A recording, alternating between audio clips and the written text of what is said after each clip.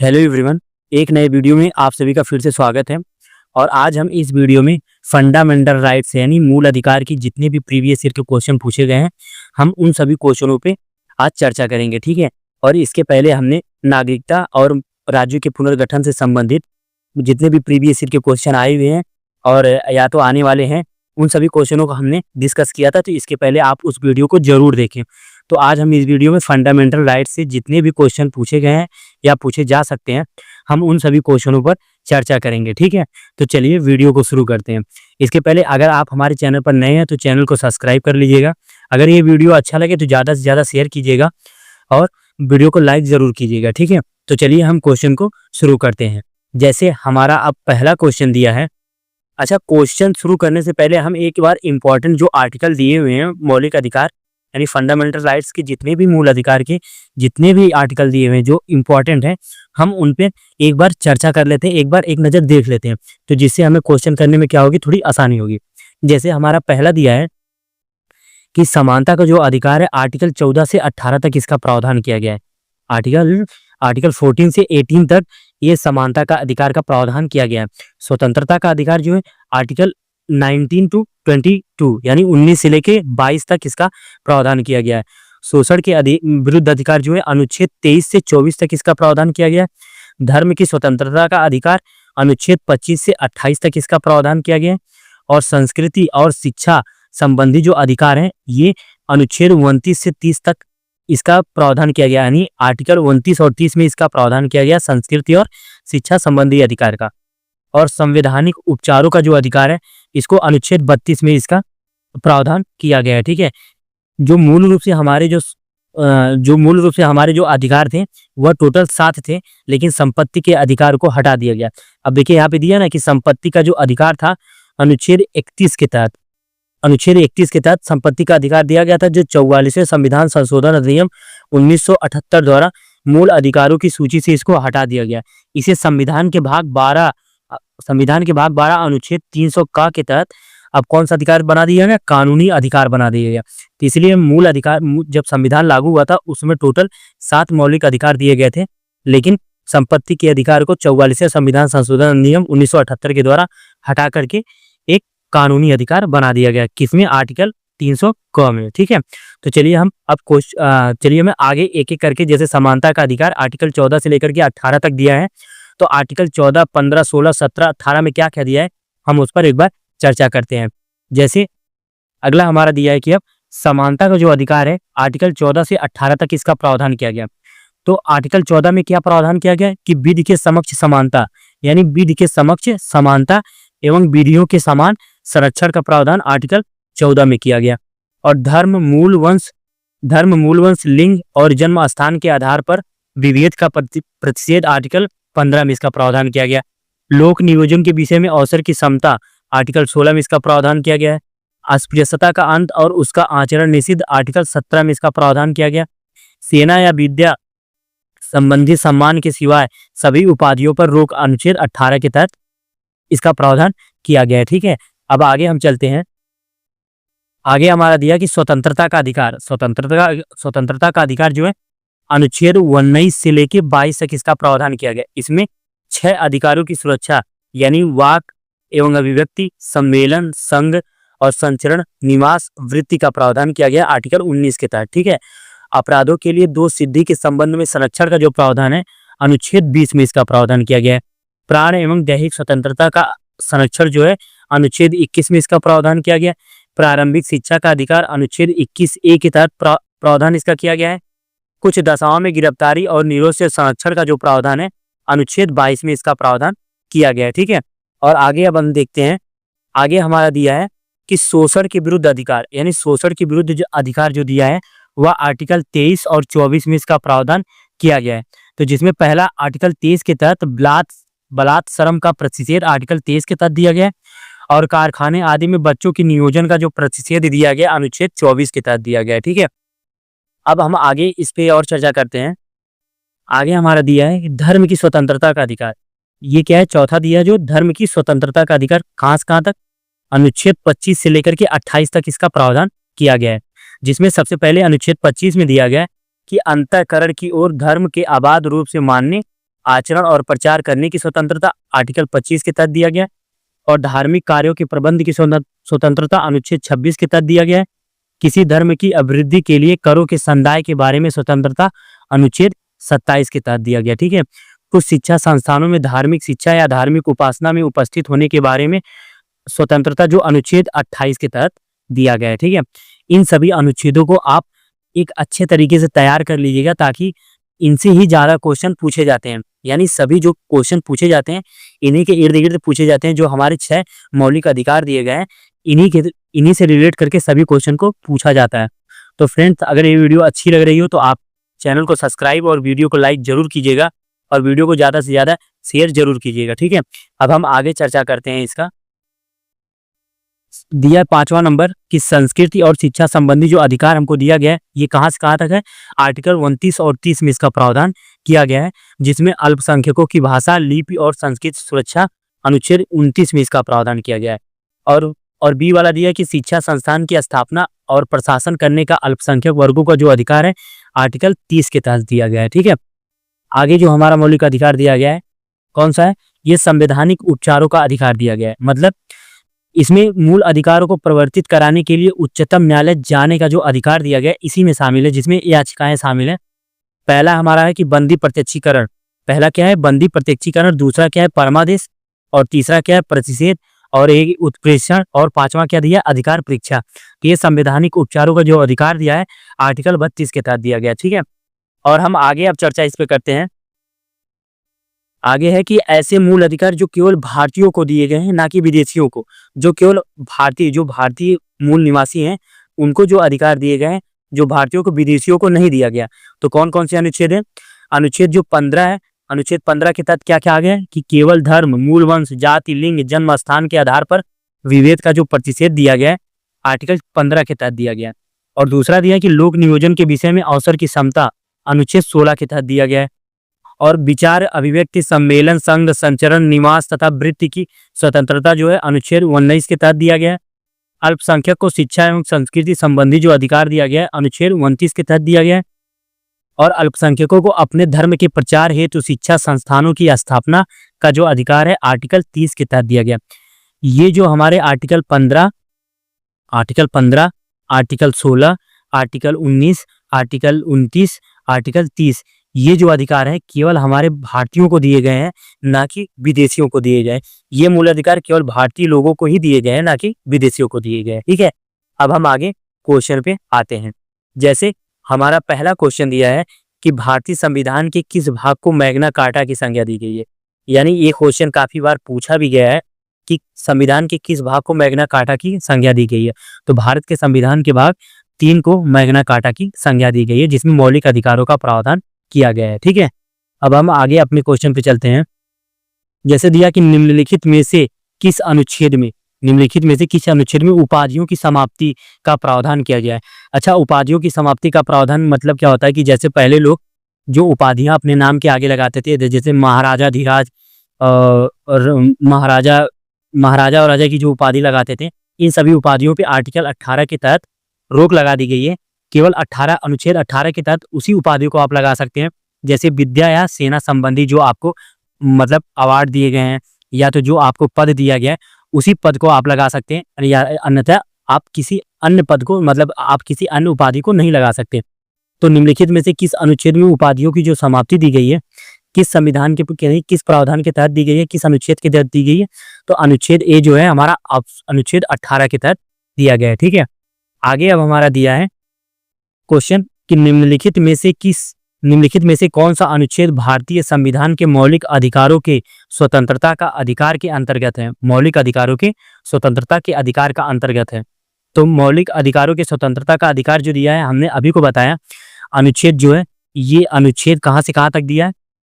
अभी को हमने बताया कि अनुच्छेद 19 से लेके 22 तक जो है स्वतंत्रता का अधिकार का प्रावधान किया गया। तो आर्टिकल 19 से लेके 22 तक। तो अनुच्छेद क्या है, अनुच्छेद 19, ऑप्शन नंबर इसका सी, अनुच्छेद 19 के तहत दिया गया। ठीक है, आगे हमारा अब क्वेश्चन दिया है कि आपातकाल के दौरान किन मौलिक अधिकारों को निलंबित नहीं किया जा सकता। ये काफी इंपॉर्टेंट फ्रेंड्स, ये काफी इंपॉर्टेंट क्वेश्चन है, आप इसको मार्क कर लीजिएगा, ये काफी इंपॉर्टेंट है।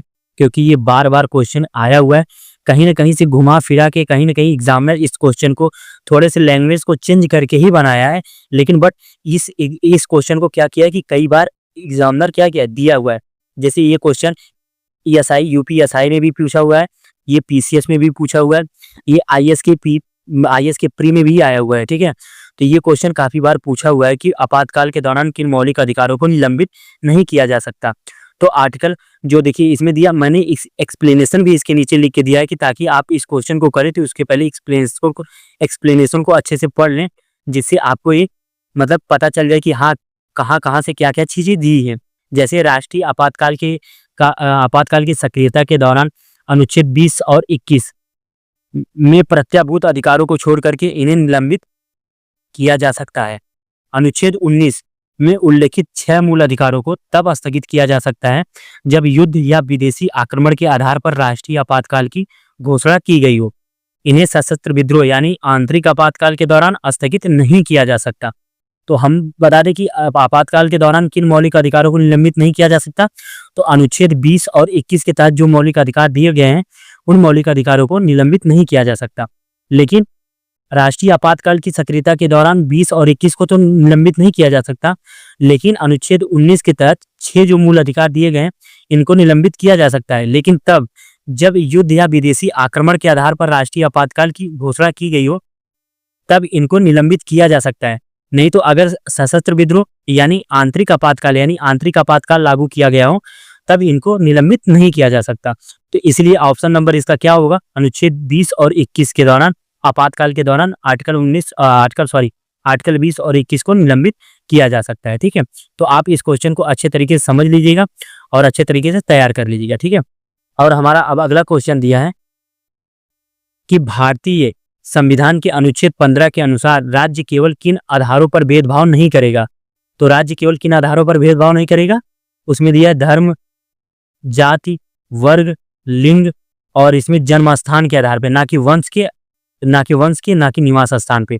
केवल धर्म, जाति, वर्ग, लिंग और जन्म स्थान के आधार पर विभेद का प्रतिषेध दिया गया है। तो इसलिए ऑप्शन नंबर 1, 2, 3, 4 और 6 किस ऑप्शन में, 1, 2, 3, 4 और 6 ऑप्शन नंबर इसका सी राइट ऑप्शन रहेगा। ठीक है, अगले क्वेश्चन की तरफ आप चलते हैं। जैसे हमारा अगला क्वेश्चन दिया है कि भारत में विधि के समक्ष समानता के सिद्धांत के संबंध में निम्नलिखित में से कौन सा या से कथन सही है। तो पहला क्या दिया कि अनुच्छेद 14 विधि के समक्ष समानता और विधियों के समान संरक्षण की गारंटी सभी व्यक्तियों जिसमें विदेशी और विधिक संस्थाएं शामिल हैं को देता है। तो मैंने बताया कि आर्टिकल 15 और 16, 19 और 29 और 30 जो केवल भारतीयों को दिए गए हैं, विदेशियों को नहीं दिए गए हैं। तो आर्टिकल 14 विदेशियों को भी दिए गए हैं, तो इसलिए ये राइट ऑप्शन है। ठीक है, और विधि के समक्ष समानता और विधियों के समान संरक्षण की गारंटी सभी व्यक्तियों को देता है। आर्टिकल 14 हमारा राइट ऑप्शन है। और आर्टिकल 20 ये ऑप्शन बी क्या दिया कि विधि के समक्ष समानता का सिद्धांत एक सकारात्मक अवधारणा है जो कानून द्वारा उचित वर्गीकरण की अनुमति देता है। कौन सा, ये दिया है कि सकारात्मक, क्या दिया है हमारा सकारात्मक। ये सकारात्मक नहीं है, विधि के समक्ष समानता का जो सिद्धांत है ये नकारात्मक है, ना कि सकारात्मक अवधारणा है, ये नकारात्मक अवधारणा है। तो इसलिए ये बी वाला ऑप्शन हमारा क्या होगा, गलत होगा। ठीक है, और सी वाला ऑप्शन हमारा दिया कि अनुच्छेद 14 में निहित विधि का शासन भारत के संविधान की एक मूल विशेषता है और इसे किसी भी संशोधन द्वारा नष्ट नहीं किया जा सकता है। ठीक है, तो ये हमारा option number C right option है। इसलिए ए और सी क्या है, राइट ऑप्शन है। तो कौन सा सही है, 1 और 3। तो ऑप्शन नंबर इसका सी सही है कि केवल 1 और 3 सही ऑप्शन है। ठीक है, तो हमारा क्या हो जाएगा, ए और सी ऑप्शन हो जाएगा केवल 1 और 3। ठीक, अब अगले क्वेश्चन की तरफ हम चलते हैं। जैसे हमारा 16 नंबर दिया है, अगला क्वेश्चन दिया कि निम्नलिखित में से किस अनुच्छेद में उपाधियों की समाप्ति का प्रावधान किया गया है। तो हमने अभी को बताया पीछे क्वेश्चन में कि जो उपाधियों की समाप्ति है आर्टिकल 18 के तहत दिया गया। ऑप्शन नंबर इसका ए सही रहेगा, अनुच्छेद 18। ठीक है, अगले क्वेश्चन की तरफ बढ़ते हैं। अब जैसे दिया कि भारतीय संविधान के अनुच्छेद 21A में, कौन से अनुच्छेद में, अनुच्छेद 21A में कौन सा प्रावधान किया गया है। तो आर्टिकल 21A में प्रारंभिक शिक्षा का अधिकार दिया गया। किसका अधिकार दिया गया, प्रारंभिक शिक्षा का अधिकार, यानी प्रारंभिक शिक्षा का अधिकार दिया गया। प्रारंभिक शिक्षा का अधिकार है। प्रारंभिक शिक्षा का अधिकार, ठीक है, किसके तहत, अनुच्छेद 21A के तहत प्रारंभिक शिक्षा का अधिकार दिया गया। तो इसलिए ऑप्शन नंबर इसका डी होगा, क्या होगा, शिक्षा का अधिकार दिया गया है। ठीक, आगे चलते हैं। आगे इसका एक एक्सप्लेनेशन दिया हुआ है, क्या दिया है कि भारत के संविधान का अनुच्छेद 21A शिक्षा का अधिकार प्रदान करता है। भारत की संसद का आरटीई अधिनियम 4 अगस्त 2009 को अधिनियमित किया गया था और 1 अप्रैल 2010 को लागू किया गया था। ठीक है, तो ये क्वेश्चन पूछा भी है कि आरटीई अधिनियम कब लागू किया गया था। तो आरटीई अधिनियम 1 अप्रैल 2010 को लागू किया गया था संविधान के 86वें संविधान संशोधन अधिनियम 2002 के तहत। याद रखिएगा इसको कि संविधान के 86वें संशोधन अधिनियम 2002 के तहत भारत के संविधान में अनुच्छेद 21A को एक मौलिक अधिकार के रूप में 6 से लेकर के 14 वर्ष की आयु के बच्चों के, यानी 14 वर्ष की आयु वर्ग के सभी बच्चों को मुफ्त अनिवार्य शिक्षा प्रदान करने का प्रावधान किया गया है। इस चीज को याद रखिएगा। इसमें 2 क्वेश्चन बन सकते हैं कभी कभी।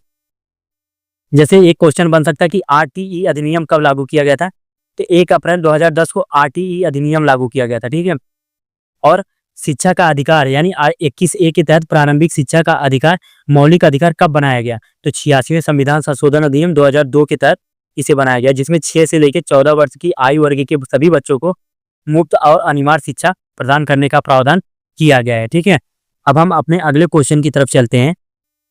हमारा अगला क्वेश्चन दिया है कि भारतीय संविधान के अनुच्छेद 19 में निम्नलिखित में से कौन सा अधिकार शामिल है। तो भारतीय संविधान के अनुच्छेद 19 में कौन से, अनुच्छेद 19 में निम्नलिखित में से कौन सा अधिकार शामिल है। तो अभी को हमने बताया कि अनुच्छेद 19 में 6 मौलिक अधिकारों की स्वतंत्रता का प्रावधान दिया गया है, जिसमें वाक, अभिव्यक्ति, संघ, संचरण, सम्मेलन और वृत्ति सभी शामिल हैं, जिसमें ऑप्शन नंबर हमारा इसका सी राइट ऑप्शन रहेगा कि वाक और अभिव्यक्ति की स्वतंत्रता का अधिकार दिया गया। ठीक है, आर्टिकल 19 में। और आगे क्वेश्चन की तरफ चलते हैं हम। जैसे हमारा अगला क्वेश्चन दिया है, भारतीय संविधान के निम्नलिखित अनुच्छेदों में से कौन सा मौलिक अधिकारों के साथ असंगत कानूनों से संबंधित है। तो इसका ऑप्शन नंबर बी रहेगा, अनुच्छेद 13। अनुच्छेद 13 क्या है, ये भारतीय संविधान के अनुच्छेदों के साथ ये मौलिक अधिकारों के साथ असंगत कानून है। ठीक है, ये आर्टिकल 13 के तहत दिया गया है। हालांकि इसका एक्सप्लेनेशन आगे दिया हुआ, तो मैं बता रहा हूँ आपको। कह रहा है कि अनुच्छेद 13 मौलिक अधिकारों से असंगत कानून से संबंधित है। अच्छा, असंगत कानून से संबंधित का मतलब क्या होता है कि अनुच्छेद 13 घोषित करता है कि सभी कानून जो किसी भी मौलिक अधिकार यानी किसी भी मौलिक अधिकार के साथ असंगत है। असंगत का मतलब होता है कि जैसे किसी भी कोई भी कानून जो मौलिक अधिकार के खिलाफ हो या उनका अल्पीकरण करते हो, वे शून्य होंगे। यानी कोई भी ऐसा मतलब जो कानून है जो मौलिक अधिकारों का क्या करते हो, हनन करते हो, मतलब उनको प्रतिबंधित करते हो, तो वे हमेशा क्या होंगे, शून्य होंगे। ठीक है, आर्टिकल 13 के तहत दिया गया। और यह स्पष्ट रूप से न्यायिक समीक्षा के सिद्धांत का प्रावधान करता है। और यह शक्ति सर्वोच्च न्यायालय को अनुच्छेद 32 के तहत दिया गया है और उच्च न्यायालय को अनुच्छेद 226 के तहत प्रदान की गई है। ठीक है, जो किसी भी मौलिक अधिकार के उल्लंघन के आधार पर किसी कानून को असंवैधानिक और अमान्य घोषित कर सकते हैं। ठीक है, तो इसका क्या होगा कि अनुच्छेद 13 जो है, संसद अगर कोई भी कानून बनाती है, समझिए कि अगर संसद कोई भी ऐसा कानून बनाती है जो मौलिक अधिकार के खिलाफ हो, तो आर्टिकल 13 यह कहता है कि सर्वोच्च न्यायालय के पास अनुच्छेद 32 के तहत यह शक्ति दी गई है और उच्च न्यायालय को तहत 226 के तहत यह शक्ति दी गई है कि वह मौलिक अधिकार को क्या करते, शून्य कर दो, मतलब निरसित कर दे, खत्म कर दे। तो आर्टिकल 13 यही चीज कह रहा है कि असंगत का मतलब होता है कि कोई अगर मौलिक अधिकार के खिलाफ कानून बना हो तो उसको क्या कर दे, शून्य कर दे, मतलब उसको समाप्त कर दे। ठीक, आगे हमारा दिया है कि आगे क्वेश्चन है कि भारतीय संविधान में मौलिक अधिकारों को किसके संविधान से लिया गया है। तो भारतीय संविधान में जो मौलिक अधिकार लिए गए हैं, ये किसके संविधान से लिए गए, ऑप्शन नंबर बी, अमेरिका के संविधान से लिए गए।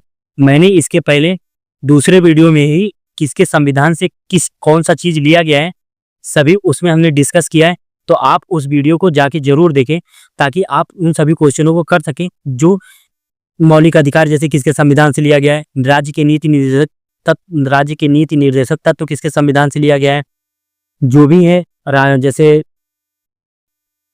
संविधान संशोधन का प्रावधान किसके संविधान से लिया गया है, राज्यपाल की नियुक्ति का प्रावधान किसके संविधान से लिया गया है, हमने उस वीडियो में सभी चीजों का डिस्कस किया है।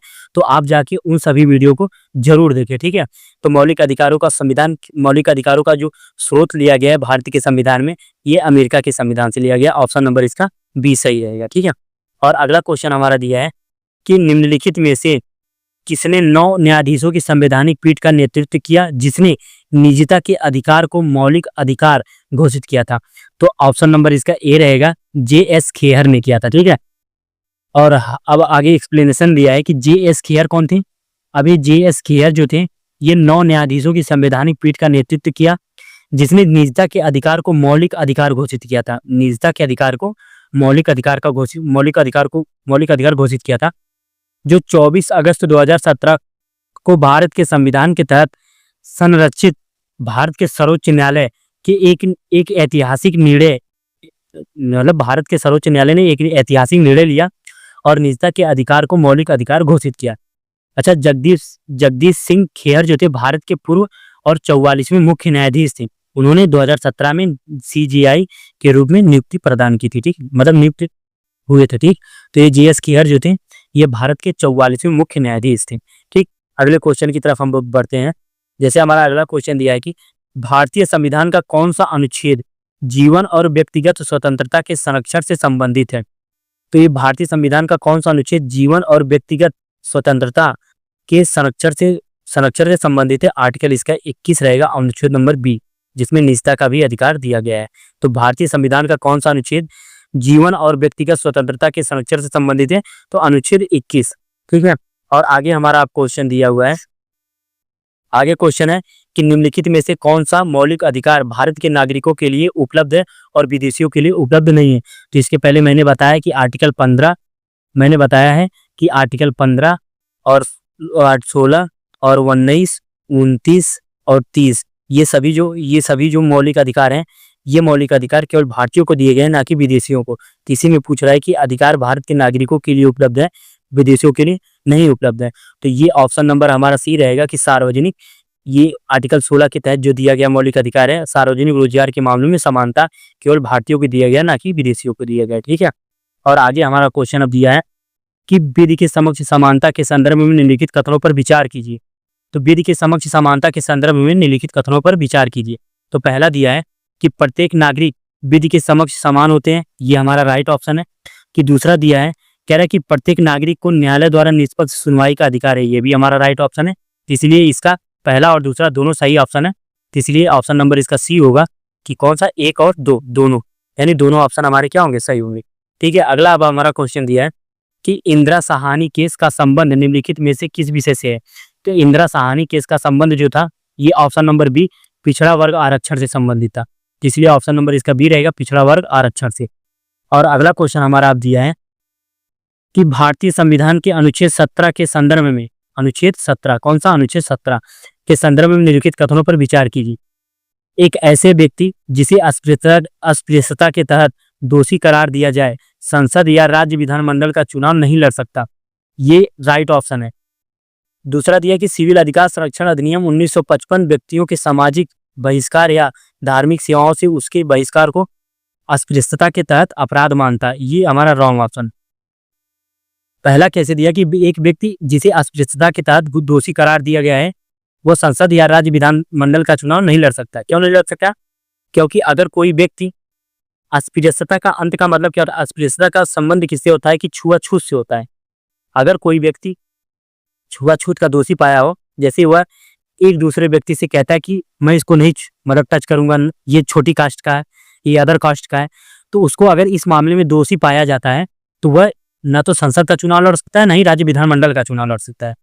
क्योंकि जब इस मामले में वो ऐसा कर रहा है तो जब वो चुना जाएगा तो क्या करेगा, इसीलिए उसको चुनाव लड़ने का अधिकार नहीं दिया जाता। सॉरी, इसलिए हमारा ऑप्शन नंबर केवल ए सही रहेगा, केवल एक सही रहेगा। ठीक है, और अगले क्वेश्चन की तरफ हम चलते हैं। तो हमारा ये लास्ट क्वेश्चन था। अगर दोस्तों ये वीडियो अच्छा लगे तो ज़्यादा से ज़्यादा वीडियो को शेयर कीजिएगा और वीडियो को लाइक जरूर कीजिएगा और चैनल को सब्सक्राइब जरूर कीजिएगा, क्योंकि आपका एक सब्सक्राइबर और एक लाइक हमको मोटिवेट करता है आगे की वीडियो को बनाने के लिए। ठीक है,